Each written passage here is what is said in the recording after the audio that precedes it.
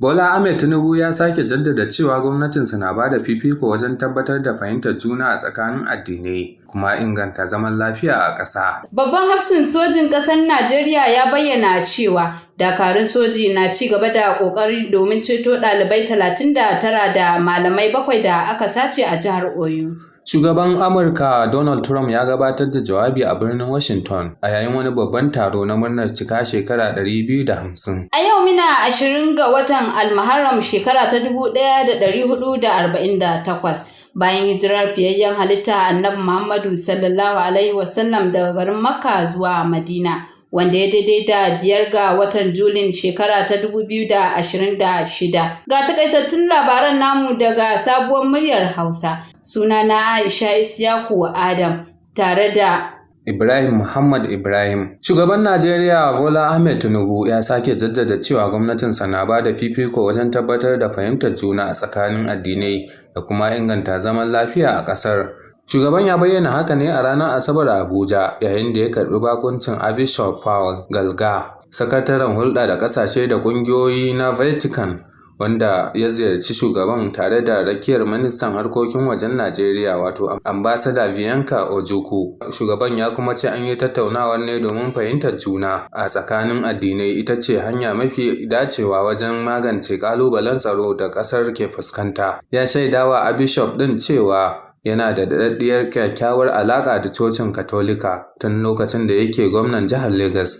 Ya ce yana matuƙar alfahari da gudunmawar da cocin ke bayarwa a fannin ilimi da kiwon lafiya. Tinubu ya kuma shaidawa wa bakon cewa rundunar sojojin Najeriya ta samu gagarumin ci gaba a baya-bayan nan, sannan ya ƙara da cewa za su ci gaba da ƙoƙari domin tabbatar da nasarar. A nasa jawabin, Archbishop ya ce ya ziyarci Najeriya ne domin bikin cika shekaru 50 da ƙulla hulɗar diflomasiyya tsakanin Najeriya da cocin Katolika. Sannan ya ce Najeriya ƙasa ce mai matuƙar muhimmanci ga cocin saboda yawan mabiya da kuma ƙarfinta, a kuma isar da godiya ta Papa Roma Leo ga shugaba Tinubu bisa halartar bikin rantsar da shi. Haka kuma ya bayyana jin daɗinsa da irin ci gaban da jami'ar Benedictus wadda cocin Katolika ta kafa a Abuja. Babban hafsin sojin ƙasar Najeriya Laftanar Janar Waide Shaibu ya bayyana cewa dakarun sojin na ci gaba da ƙoƙari domin ceto ɗalibai 39 da malamai 7 da aka sace a jihar Oyo. Sha'ibin ya bayyana hakan ne a lokacin da yake ganawa da manema labarai a ranar Asabar a Fatakwal na jihar Rivers a cikin bukukuwan ranar sojin Najeriya ta shekara ta 2026.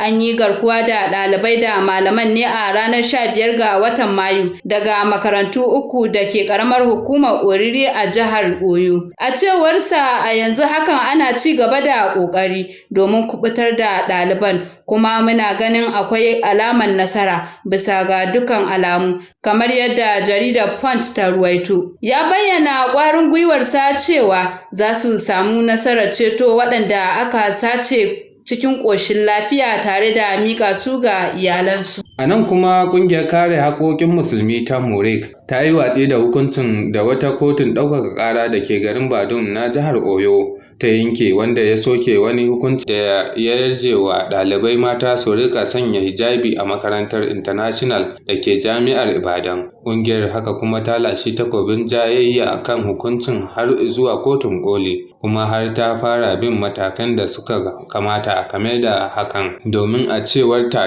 gano hukuncin yana cike da kurakurai. Idan muka garzaya ƙetare kuwa za ku ji cewa shugaban Amurka Donald Trump ya gabatar da jawabi a birnin Washington a yayin wani babban taro na murna cika shekara 250 da samun 'yancin kan ƙasar daga Birtaniya. Jawabin, wanda ya fi karkata kan tarihin ƙasa, ya ƙunshi wasu batutuwa na siyasa. Jawabin, wanda ya fi karkata kan tarihin ƙasar, ya ƙunshi wasu batutuwa na siyasa, ciki har da abin da suka ji ya kira 'yan kwaminisanci da kuma alkawarin ci gaba da kare haƙƙin Amurkawa da mallaka makamai. An jinkirta fara taron da aka shirya a wani babban filin taro na ƙasa saboda kwashe mahalartan taron da aka yi bayan fargaba da aka nuna da fuskantar barazana tsawa da guguwar mai ƙarfi. Bukukuwan murnar cika shekara 250 da samun 'yanci kan Amurka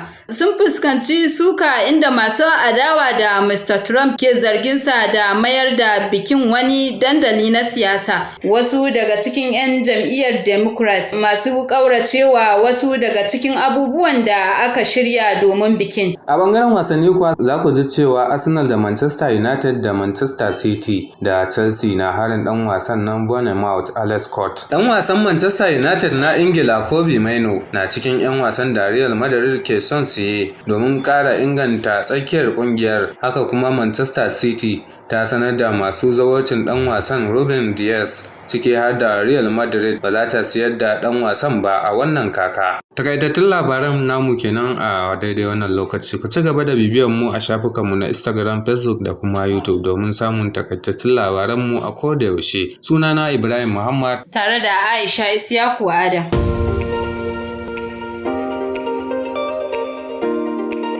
Sabuwar murya, ku biyo mu.